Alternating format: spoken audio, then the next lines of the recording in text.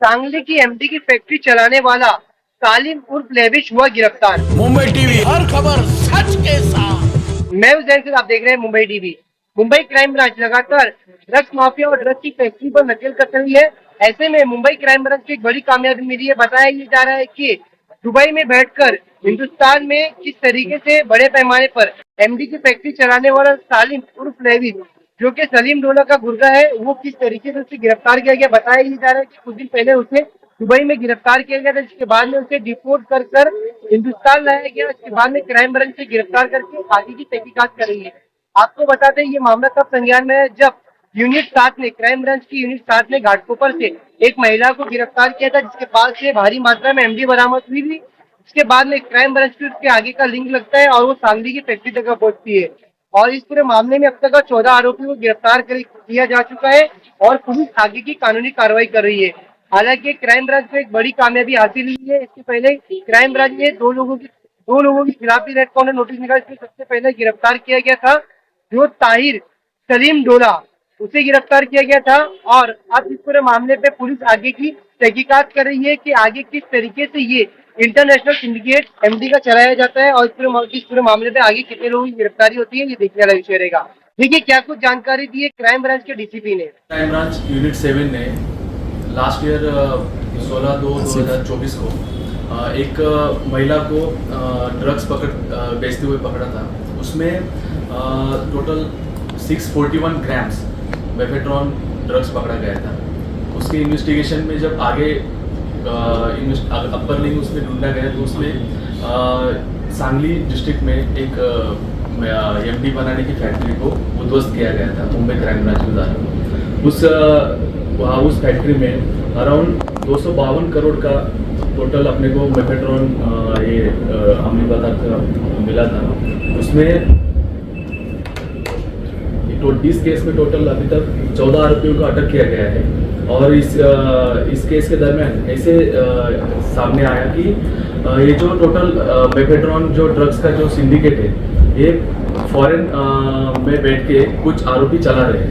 उस दौरान इन्वेस्टिगेशन में जो आरोपियों का नाम उसमें डिस्क्लोज हुआ, उसमें से उन लोगों के ऊपर अपन ने रेड कॉर्नर नोटिस इशू किया गया था।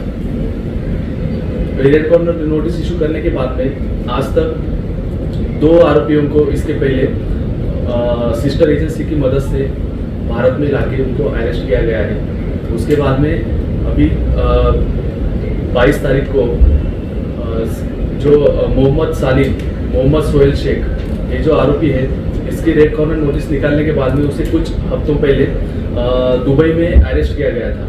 तो सिस्टर एजेंसियों की मदद से टोटल लीगल प्रोसीजर फॉलो करने के बाद में उसे भारत में लाके उसे अरेस्ट किया गया है। ये मुंबई पुलिस की बहुत बड़ी कामयाबी, बिकॉज अभी तक 3 आरोपियों को फॉरेन से लाके यहाँ पे सिस्टर एजेंसी की मदद से उसे अरेस्ट किया गया है। इसमें हमारे पुलिस कमिश्नर सर का बहुत बड़ा मार्गदर्शन है। उनकी वजह से ये सब, उनके मार्गदर्शन के नीचे सब ये तीनों आरोपियों को भारत में लाके उनको अरेस्ट किया गया है।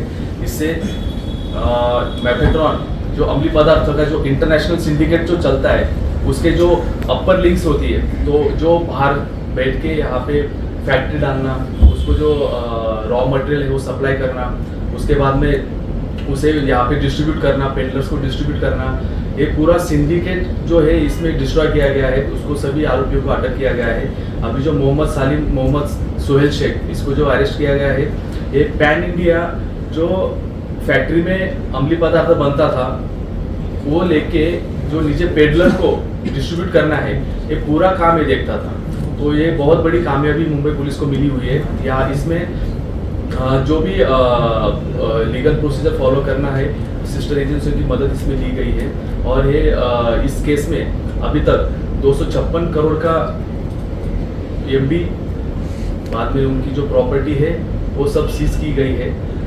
उसके दौरान एनडीपीएस एक्ट के सेक्शन 68F के अनुसार जो इस केस में जो भी आरोपी है उनकी प्रॉपर्टी भी सीज की गई है। तो आज तक 7 करोड़ रुपए की प्रॉपर्टी सापेमा के थ्रू सेक्शन 68F के अनुसार अभी तक सीज की गई है। उसमें मूवेबल प्रॉपर्टी, इमूवेबल प्रॉपर्टी सबको सीज किया गया है।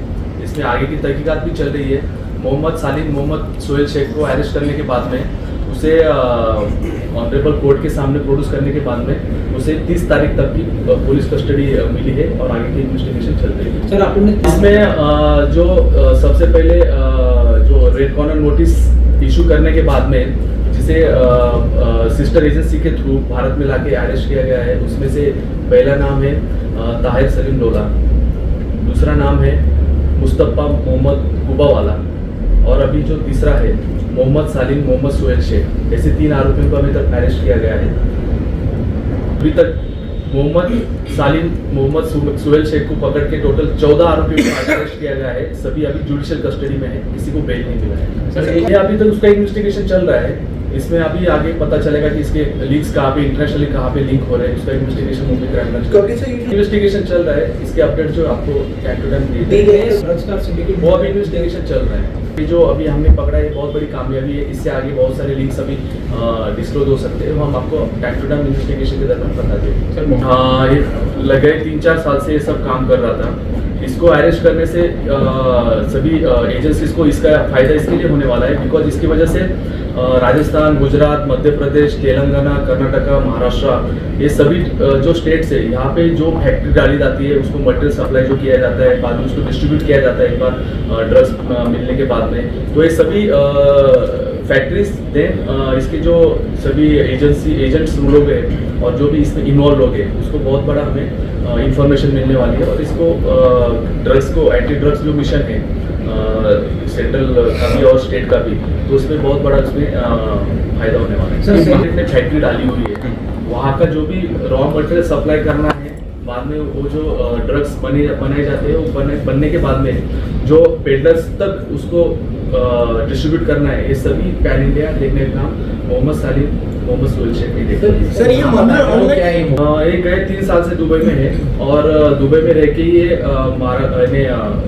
भारत में जो भी जितने उनके एजेंट्स है उनके संपर्क में रहता था, जहाँ पे माल डिस्ट्रीब्यूट करना है, जहाँ पे उसको पहुँचाना है, ये सब पूरा चेन में सबके कांटेक्ट में रह के ये पूरा डिस्ट्रीब्यूशन का चेन पूरा है हैंडल करता है। सर ये मामला ऑनलाइन सभी ड्रग्स का जो भी टोटल है ऑनलाइन है या फिजिकली जिसको भी डिस्ट्रीब्यूट करना है, इसमें सभी में है इन्वॉल्व है।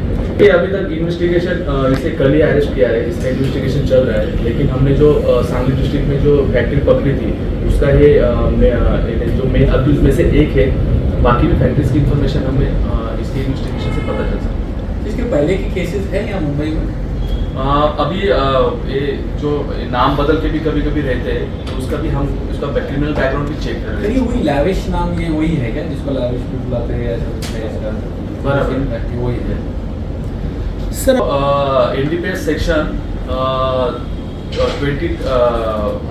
8C, 22C और 29 ये सेक्शन के अनुसार उसके ऊपर केस रजिस्टर किया गया है। कुर्ला पुलिस स्टेशन में केस रजिस्टर करने के बाद क्राइम ब्रांच ने कार्रवाई करने के बाद में कुर्ला पुलिस स्टेशन में केस रजिस्टर करके अपने पास में इन्वेस्टिगेशन के लिए रखा। सर ये केस उसकी भी हम देख रहे हैं कि उसको लीगली कैसे क्या इसमें ले सकते हैं, जो भी मैक्सिमम उसके ऊपर स्ट्रिक्ट एक्शन ले सकते हैं लीगली, वो हम सब लेंगे। इन्वेस्टिगेशन में अभी रिवील होगा कि किससे कनेक्टेड है, उसके रिगार्डिंग फिर आपको अपडेट किया जाएगा।